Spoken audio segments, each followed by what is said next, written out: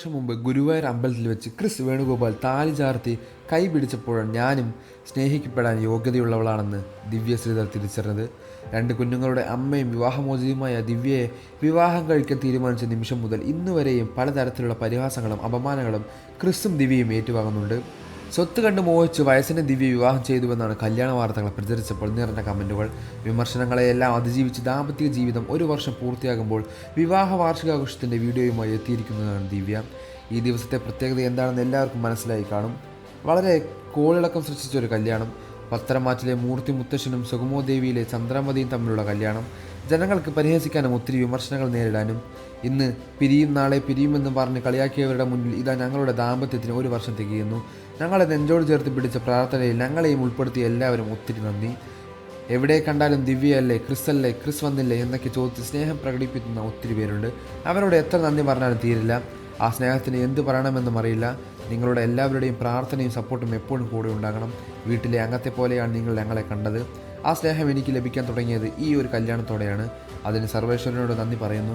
ഇങ്ങനെ ഒരു ലൈഫ് എൻ്റെ ഏട്ടനും കുടുംബത്തിനും സൗമ്യ ചേച്ചിയോടും നന്ദി പറയുന്നു. കളിയാക്കലും പരിഹസിക്കലും ഒന്നും അവസാനിക്കുന്നില്ല, തുടർന്നുകൊണ്ടേയിരിക്കും. സന്തോഷം കൊണ്ടാണ് എൻ്റെ കണ്ണ് നിറഞ്ഞത്. ഏട്ടന് വർക്കുണ്ട്, അതുകൊണ്ട് ഔട്ടിംഗ് മാത്രമാണ് പ്ലാൻ ചെയ്തിരിക്കുന്നത്. വലിയ സെലിബ്രേഷൻ ഇല്ല. ഏട്ടൻ്റെ പിറന്നാൾ നന്നായി ആഘോഷിക്കാൻ പറ്റിയിരുന്നു, അതിൽ ഹാപ്പിയാണ്. ഇടയ്ക്ക് മാത്രമാണ് പുറത്തൊക്കെ പോയി ഫുഡ് കഴിക്കുന്നത്. ഞങ്ങൾക്ക് വേണ്ടി പ്രാർത്ഥിച്ചവരോട് നന്ദി.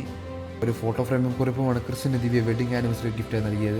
ദിവ്യയുടെ ഇഷ്ടങ്ങളെല്ലാം വ്യക്തമായി ക്രിസ് മനസ്സിലാക്കിയിരിക്കുന്നു എന്നത് ക്രിസ് നൽകിയ സമ്മാനത്തിൽ നിന്ന് വ്യക്തമാണ്.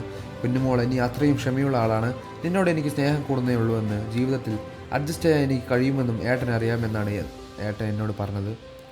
ഇത്രയും ഗിഫ്റ്റൊന്നും ഞാൻ പ്രതീക്ഷിച്ചിരുന്നില്ല. കുപ്പിവള, sari, memorable photos, key chain എല്ലാം അടങ്ങിയ ഗിഫ്റ്റാണ് എനിക്ക് തന്നത്. ഇത്രയധികം ഗിഫ്റ്റ് പ്രതീക്ഷിച്ചിരിക്കുന്നില്ല. ആദ്യമായി ഏട്ടൻ്റെ വീട്ടിൽ പോയി അമ്മയെ പരിചയപ്പെട്ടപ്പോൾ ഒരു ചുവന്ന സാരിയാണ് അമ്മ തന്നത്. അതൊടുത്ത് ഞാൻ തന്ന് അമ്പലത്തിൽ പോവുകയും ചെയ്യുന്നുവെന്ന് ദിവ്യ പറയുന്നു. ക്രിസിൻ്റെയും 2 വിവാഹമാണ്. ദിവ്യ കണ്ണൂർ സ്വദേശിനിയാണ്. ആദ്യ വിവാഹം പരിചയപ്പെട്ടതിന് ശേഷം 2 മക്കളെയും വളർത്തിയതും പഠിപ്പിച്ചതുമെല്ലാം ദിവ്യ ഒറ്റയ്ക്കാണ്. ആത്മഹത്യ ചെയ്താലോ എന്ന് തോന്നൽ പോലും തനിക്ക് പലപ്പോഴായി ഉണ്ടായിട്ടുണ്ടെന്നാണ് ദിവ്യ പറഞ്ഞിട്ടുള്ളത്. ക്രിസ് ജീവിതത്തിലേക്ക് വന്ന ശേഷം ഏറ്റവും സന്തോഷകരമായ ജീവിതമാണ് ദിവ്യയുടേത്. കൂടുതൽ വാർത്തകളും വിശേഷങ്ങളും അറിയാൻ ഈ വീഡിയോ ലൈക്ക് ചെയ്ത് ചാനൽ സബ്സ്ക്രൈബ് ചെയ്ത് സപ്പോർട്ട് ചെയ്യുക.